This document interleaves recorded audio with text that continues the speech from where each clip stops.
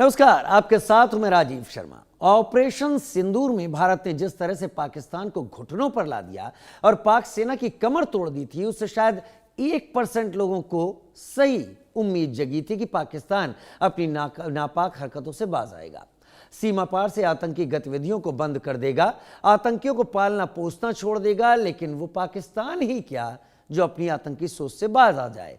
दिल्ली में सोमवार की शाम हुआ कार धमाका और फरीदाबाद से जब्त करीब 3000 किलो विस्फोटक आतंकी साजिश की ओर ही इशारा कर रहे हैं। गिरफ्तार किए गए संदिग्धों का संबंध भी पाक आतंकी संगठन जैश ए मोहम्मद से जुड़ता नजर आ रहा है। इस बीच ऑपरेशन सिंदूर के बाद से ही भारतीय सेना का लगातार अपग्रेड होना और युद्धाभ्यास ऑपरेशन सिंदूर 2.0 की शुरुआत की क्या आहट है। दिल्ली में लाल किले के पास बड़ा धमाका और उससे कुछ ही घंटों पहले फरीदाबाद से 2900 किलो विस्फोटकों की बरामदगी। शुरुआती जांच में दोनों के तार आपस में जुड़े दिख रहे हैं। दोनों ही मामलों में पाकिस्तान के आतंकी संगठन जैश ए मोहम्मद से भी तार जुड़ते दिख रहे हैं। तो क्या पाकिस्तान ऑपरेशन सिंदूर के बाद भी नहीं सुधरा है? ऑपरेशन सिंदूर के दौरान पाकिस्तान के पाले पोसे सैकड़ों आतंकियों और उनके ठिकानों को मिट्टी में मिलाने के बाद भी क्या पाकिस्तान सबक लेने को तैयार नहीं? ऑपरेशन सिंदूर के दौरान 3 दिन बाद ही 10 मई को पाकिस्तान के नाक रगड़ने के बाद भारत सीज फायर को तैयार हुआ था। अपनी शर्तों पर प्रधानमंत्री मोदी ने साफ कहा था कि अगर पाकिस्तान ने या उसके आतंकियों ने भारत में किसी भी आतंकी हमले की साजिश रची या अंजाम दिया तो फिर हर आतंकी हमला युद्ध माना जाएगा और भारत इसका फाइनल और मुंहतोड़ जवाब देगा। दिल्ली में हुए धमाके के बाद प्रधानमंत्री मोदी ने ऑपरेशन सिंदूर 2.0 का इशारा भी दे दिया है। इसके पीछे के षड्यंत्रकारियों को बख्शा नहीं जाएगा। All those responsible will be brought to justice. Pakistan की फितरत को देखते हुए इसका पहले से अंदाजा था कि वो अपनी हरकतों से बाज नहीं आएगा। इसलिए ऑपरेशन सिंदूर के 10 मई को स्थगित होने के बाद से भारतीय सेनाओं ने न सिर्फ खुद को अत्याधुनिक हथियारों और नई तकनीकों से लैस किया, बल्कि लगातार युद्धाभ्यास भी जारी है। ऑपरेशन सिंदूर के बाद 20 से ज्यादा युद्धाभ्यास, मई में गरुड़ कमांडो और यूएस फोर्स की टाइगर क्लॉ एक्सरसाइज, जून में मंगोलिया में इंडो मंगोलियन आर्मी अभ्यास, फ्रांस के साथ शक्ति युद्धाभ्यास, जुलाई और अगस्त में सिंगापुर नेवी के साथ समुद्री युद्धाभ्यास, अगस्त में श्रीलंका के साथ नौसेना थल सेना अभ्यास, सितंबर में मिस्र में 43 देशों के साथ ट्राई सर्विस वॉर गेम्स, सितंबर में अलास्का युद्धाभ्यास यूएस आर्मी के साथ हाई एल्टीट्यूड ट्रेनिंग, सितंबर में ही कोंकण में ब्रिटेन नेवी के साथ F-35 एयर ऑपरेशन, अक्टूबर में स्पेन में रफाल्स की डॉग फाइट ट्रेन, अगस्त और अक्टूबर तक युद्ध कौशल 3.0, दिव्य दृष्टि और त्रिशूल युद्धाभ्यास। 31 अक्टूबर से 10 नवंबर तक चले त्रिशूल युद्धाभ्यास में भारत की तीनों सेना ने अपने पराक्रम की झलक दिखाई। इस दौरान एलओसी से लगती गुजरात और राजस्थान की सीमाओं पर अत्याधुनिक हथियारों और नई तकनीकों के साथ सेनाओं ने युद्धाभ्यास किया। 13 नवंबर से पूर्वोत्तर में भारतीय वायुसेना युद्धाभ्यास करने जा रही है। यानी ऑपरेशन सिंदूर के स्थगित होने के बाद से बिना सांस लिए, बिना थके, बिना रुके देश के जाबाज सैनिक खुद को हर परिस्थिति, हर संघर्ष और हर युद्ध के लिए पूरी तरह से तैयार कर रहे हैं। भारतीय सेनाओं का युद्धाभ्यास इशारा है कि वो दुश्मनों पर अखंड प्रहार के लिए तैयार है। भारत ने मई से अब तक लगातार कई मिसाइलों और एयर डिफेंस टेस्ट किए हैं।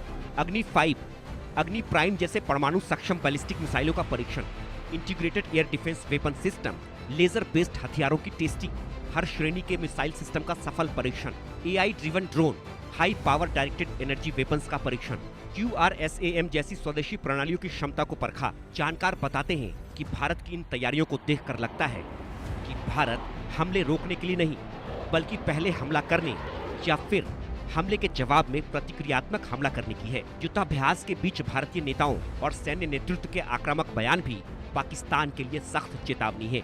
2 अक्टूबर को रक्षा मंत्री राजनाथ सिंह ने सर क्रीक को लेकर पाकिस्तान को सख्त हिदायत दी थी और कहा था कि अगर पाकिस्तान ने इस क्षेत्र में दुस्साहस किया तो उसका इतिहास और भूगोल दोनों बदल सकता है।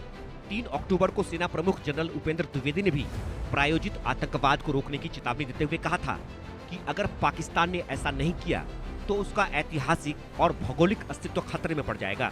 भारत के सख्त तेवर से पाकिस्तान दहशत में है, इसलिए उसने भी पिछले 5 महीनों में कई तरह की तैयारियां की हैं। हाल ही में पाकिस्तान ने शाहीन 3 और फतह 4 का परीक्षण किया। एक अज्ञात हाइपरसोनिक मिसाइल का भी परीक्षण। पाक ने अपने संविधान में बदलाव भी किया।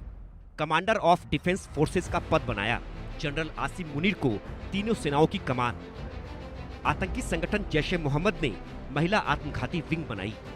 जमात उल मोमिनात नाम से महिला आत्मघाती विंग बनाई।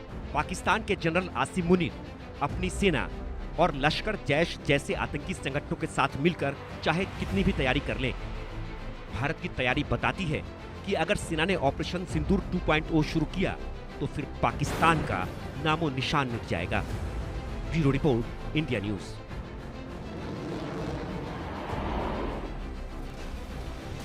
दो खास मेहमान हमारे साथ इस वक्त जुड़ रहे हैं चर्चा के लिए। ब्रिगेडियर रिटायर्ड विजय सागर धीमान हमारे साथ डिफेंस एक्सपर्ट के तौर पर, और Rajesh Bhargava former IG BSF हमारे साथ जुड़ रहे हैं। बहुत स्वागत है आप दोनों का समय निकालने के लिए, हमारे साथ जुड़ने के लिए।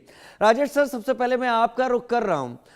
चीजों को कल से अब तक आप भी देख रहे होंगे, जो कल सैंपल कलेक्ट किए गए थे और आज जो इंफॉर्मेशन सामने आई उसमें कहा जा रहा है कि कल जो ब्लास्ट हुआ और फरीदाबाद में जो माल जब्त हुआ है 3000 किलो के करीब अमोनियम नाइट्रेट, ये एक ही हैं और इनके बारे में अब शुरुआती यही बात सामने निकल कर आ रही है।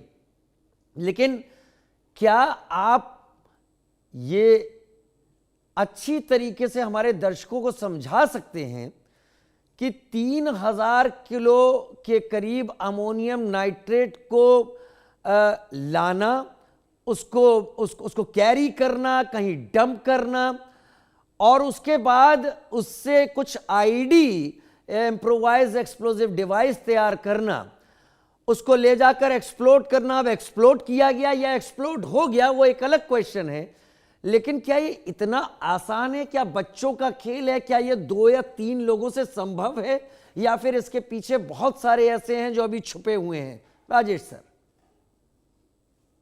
देखिए, सबसे पहले तो मैं ये बताऊंगा आपको कि इसने अमोनियम नाइट्रेट को इकट्ठा करना कोई नामुमकिन भी नहीं है, आसान नहीं है, लेकिन मुश्किल भी नहीं है। क्यों? क्योंकि अमोनियम नाइट्रेट एक फर्टिलाइजर है जो कि पूरे हिंदुस्तान में खेतों में इस्तेमाल होता है, जमीन की उर्वरक क्षमता उसके अंदर नाइट्रोजन को बढ़ाने के लिए। लेकिन जब उर्वरक के लिए इस्तेमाल होता है तो गवर्नमेंट के हिसाब से वो इतना प्योर नहीं होता है और उसे खेत में आसानी से डाला जा सकता है, उसका कोई ब्लास्ट नहीं होता है, कुछ नहीं होता है। लेकिन ये एक बहुत ही सोल्यूबल क्रिस्टलाइन पाउडर है जिसको कि जो जानने वाला है वो इसको प्योरीफाई करके इसको उस लेवल पे लेके आ सकता है जहां इसको एज ए एक्सप्लोसिव इस्तेमाल किया जा सके। और ये चीज मैं ऐसे नहीं कह रहा हूं, क्योंकि केमिस्ट्री का स्टूडेंट होने के नाते मैं जानता हूं किस तरह से होता है।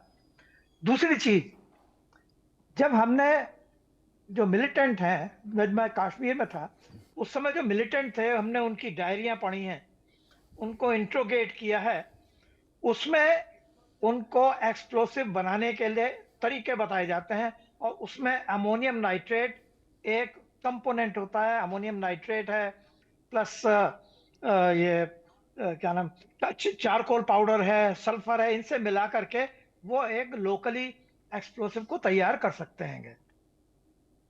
तो इसका मतलब ये है कि ऐसी कोई दिक्कत नहीं है कि इसको हम एज ए एक्सप्लोसिव इस्तेमाल नहीं कर सकते हैं, बल्कि जहां पर भी इस तरह से लोकल मेड एक्सप्लोसिव होते हैं वहां पर इसका इस्तेमाल होता है।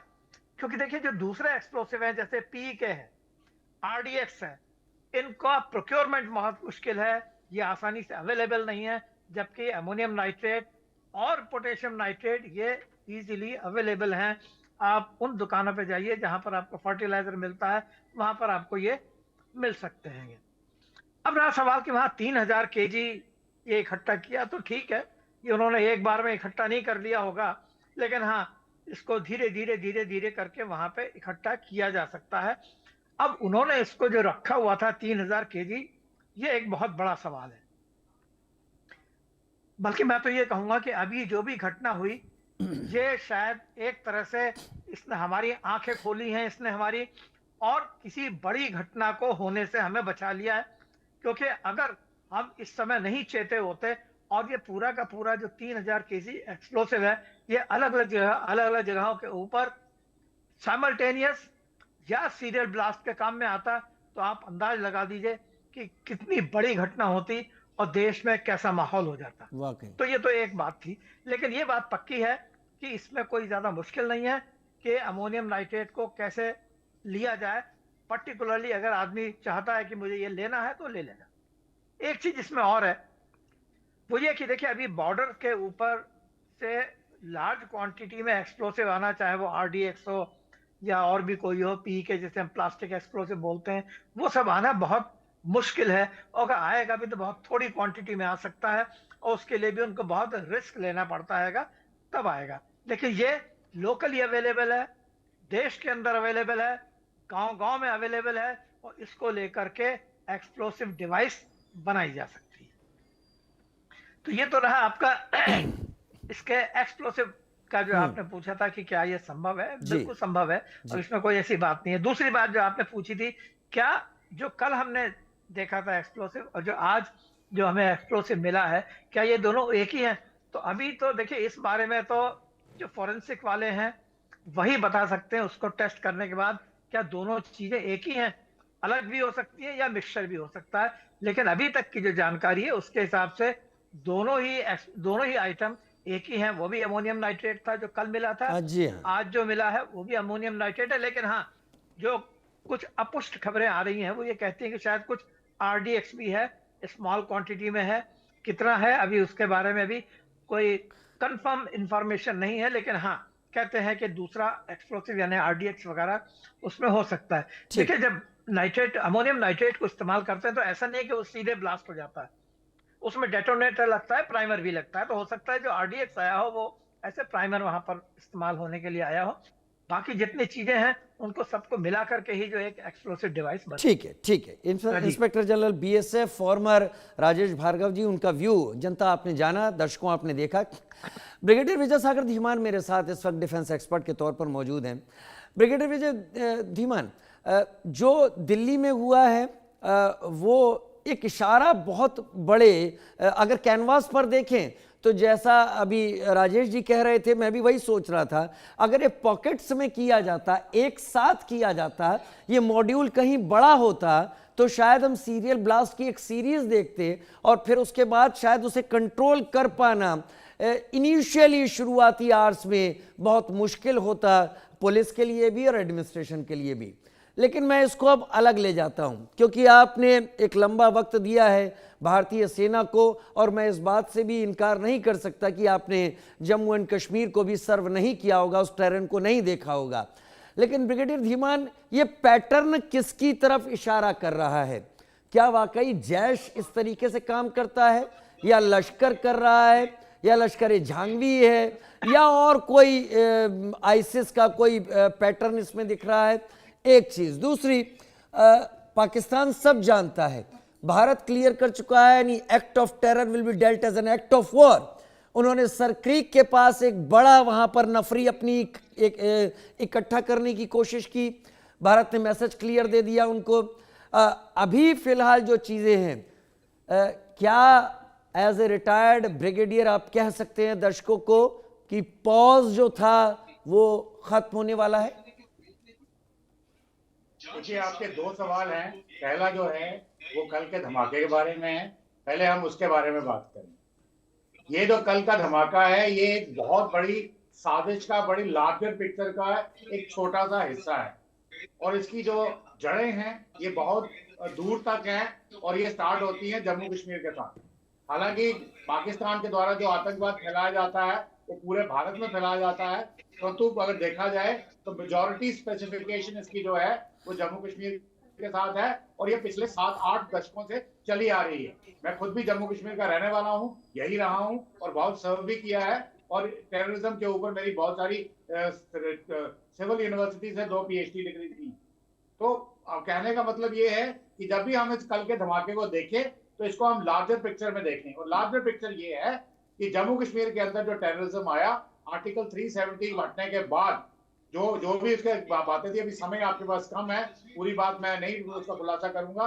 आर्टिकल 370 के बाद जब यूनिफाइड हेडक्वार्टर ने फंक्शन किया तो सिक्योरिटी फोर्सेस की जो सक्सेस रेट था वो पहले कहीं 30% था, वो जंप करके 70-80% के आसपास आ गया।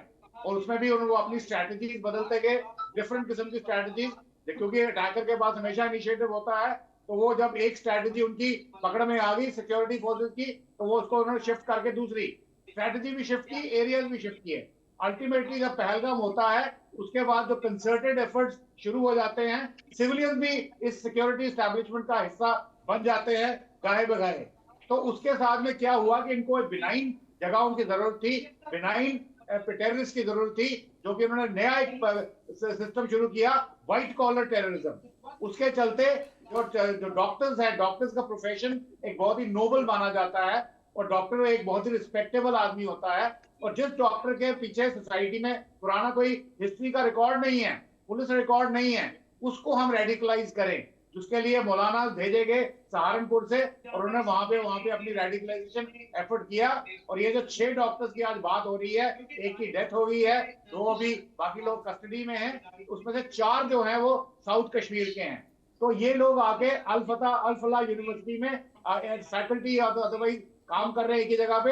और फरीदाबाद में ये जो टेरर फैक्ट्री जो आपने बताई है, 3000 किलो का जो ammonium nitrate plus 370 degree kilo KGs of RDX, तो ये जब उसका मॉड्यूल को बस्ट किया गया, जो एक बहुत बड़ा सीरियल ब्लास्ट के काम आ सकता था, भारत के भिन्न भिन्न जगहों पे हो सकता था। इनके टारगेट जो हो सकते थे रिलीजियस प्लेसेस, इनके टारगेट हो सकते थे आरएसएस के ऑफिस, पॉलिटिकल पार्टीज के ऑफिस, और यहाँ इकोनॉमिक विंग्स, हिंदुस्तान के जो इकोनॉमिक इंपॉर्टेंट सेक्टर्स हैं, कुछ भी हो सकता था। जब ये बर्स्ट होता है, क्योंकि it is being looked after by doctor, तो डॉक्टर के ऊपर कोई संदेह नहीं करता। और अमोनियम नाइट्रेट, जैसा कि मेरे साथी पैनलिस्ट ने बताया कि it is a fertiliser, but ये एक एक्सप्लोसिव नहीं है। Ammonium nitrate is only a catalyst. तो वो कैटलिस्ट जो लेकर के कुछ आरडीएक्स के साथ अगर वो आईईडी बनाई होती प्रॉपर, तो उसके अंदर बहुत कुछ होता, उसमें श्रैपनल्स का भी कंट्रीब्यूशन होता, डेटोनेटर्स होते, प्राइमर्स होते, जो सब पकड़े जाते।